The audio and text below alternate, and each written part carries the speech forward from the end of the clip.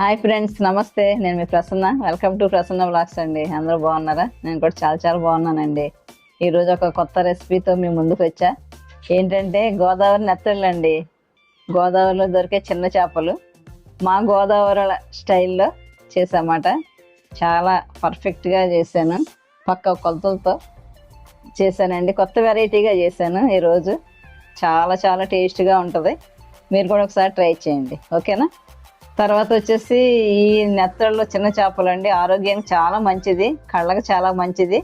మరి ముఖ్యంగా చంటి బిడ్డల తల్లి ఉంటారు కదా, డెలివరీ అయిన వాళ్ళకి, డెలివరీ అయిన 5వ రోజునే వారానికే పెడతారండి ఇవి. ఎందుకంటే బాగా మిల్క్ బాగా ప్రొడ్యూస్ అవుతాయి తల్లికి, బిడ్డకి సరిపడగా మిల్క్ వస్తాయన్నమాట.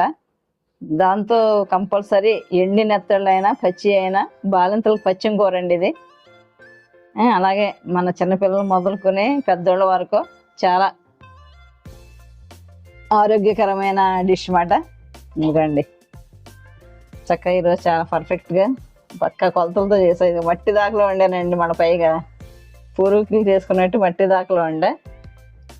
చాలా స్మెల్ అయితే అదిరిపోతుంది. టేస్ట్ కూడా చాలా సూపర్గా ఉంటుందండి. ఇదిగోండి నెత్తళ్ళ ఎగురు కోసం బాండీ పెట్టాను మట్టి దాకా.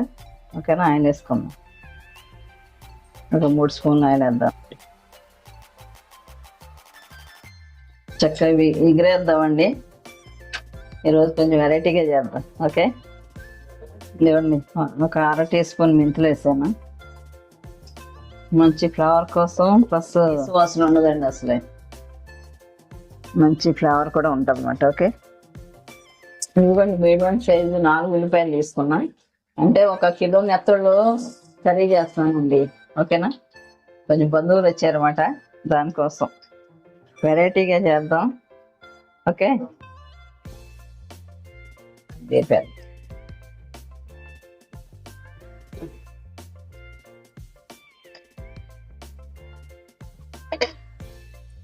ఇదిగోండి, ఆనియన్స్ ఫ్రై అయిపోయి ఇంకా కొంచెం బ్రౌన్ కలర్ రానిద్దాం. ఓకే, మనకి ఎప్పుడైనా బ్రౌన్ కలర్ వస్తేనే కాస్త గ్రేవీగానే ఉంటుంది, బాగుంటుంది అన్నమాట అండి ఏ కర్రీలోకైనా. ఓకే, వెల్లుల్లి గడ్డ తీసుకున్నా. వీటిని రెబ్బలు తీద్దామండి. ఓకే, పొట్టు వేసుకున్నా అన్నమాట. కచ్చాపచ్చిగా కొట్టాను. ఇంకో దీంట్లో వేసేద్దాం ఇప్పుడు. ఇంకోండి, ఆనియన్ ఫ్రై అయిపోయి ఇంకా. ఓకే, ఈ వెల్లుల్లి రెబ్బలు వేసేద్దాం. దానివల్ల మంచి టేస్ట్ వస్తుంది కర్రీ. ఓకే, కాస్త ఫ్రై అవనిద్దాం. మీడియం సైజు టమాటోస్ ఒక 4 కట్ చేసుకున్నా, వేసేద్దాం.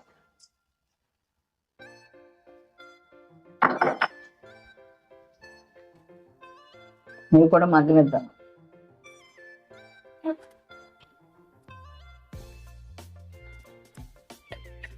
ఇవ్వండి, బాగా టమాటోస్ కూడా మగ్గిపోయినాయి కదా. ఇప్పుడు కాస్త అల్లం వెల్లుల్లి పేస్ట్ స్పూన్ వేద్దాం. ఇదిగోండి, 1 స్పూన్ అల్లం వెల్లుల్లి పేస్ట్ వేస్తాను. ఇవి కూడా పచ్చివాసన పోయే వరకు తిప్పారు. ఒక 1/2 టీ స్పూన్ పసుపు వేద్దామండి. అట్లాగే ఒక 3 టేబుల్ స్పూన్ కారం వేద్దాం.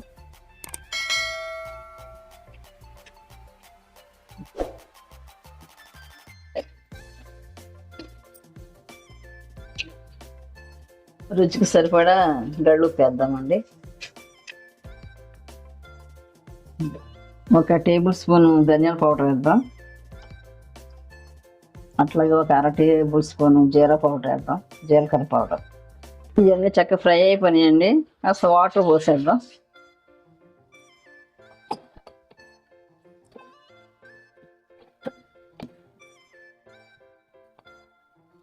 ఒక 1/2 లీటర్ వాటర్ పోసా. ఓకే, నేను ఒక 5 పచ్చిమిరపకాయలకి ఘాటు పెట్టుకున్నాను, వేసేద్దాం. అట్లాగే కరివేపాకు 4 రెబ్బలు కరివేపాకు వేద్దామండి, మంచి టేస్ట్ కోసం. ఈ వాటర్ అంతా మరగనిద్దామండి. ఓకే, ఎందుకండి ఇవేంటో తెలుసా?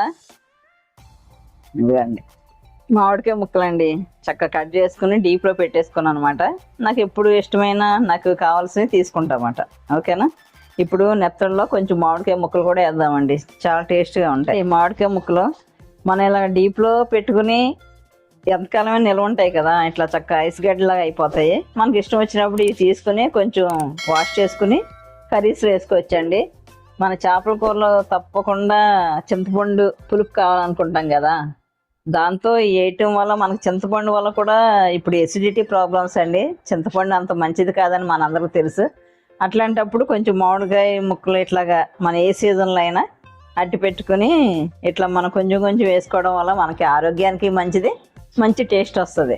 ఓకే, ఎసిడిటీ ప్రాబ్లం ఉండదండి ఈ మామిడికాయ ముక్కల వల్ల. ఇవ్వండి బాగా మరుగుతున్నాయి. ఇప్పుడు ఈ మామిడికాయ ముక్కలు కూడా వేసేద్దాం. ఓకే, ఇవ్వండి నెత్తలు చక్కగా క్లీన్ చేసుకున్నట్టు పెట్టుకున్నా. ఓకేనా, ఇది కూడా వేసేద్దాం.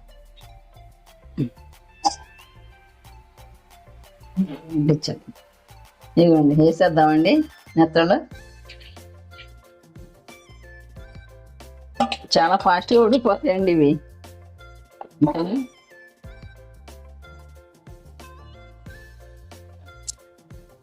ఇప్పుడే మంచి కమ్మటి స్మెల్ వచ్చేస్తుంది.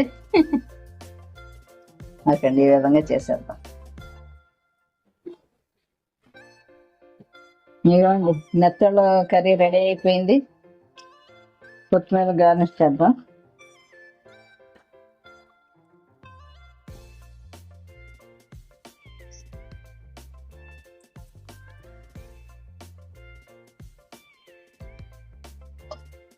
ఇదిగోండి బౌల్లో తీద్దాం కర్రీ. చాలా టేస్ట్గా ఉంటాయి ఫ్రెండ్స్. ఒకసారి ఈ విధంగా నేను చెప్పిన విధంగా ట్రై చేయండి. స్మెల్ అయితే గుమ్మగుమ్మలు ఆడిపోతుందండి. ఎప్పుడు తిందామా అనేసి ఎదురు చూస్తుందన్నమాట, అంత టేస్టీగా ఉంది.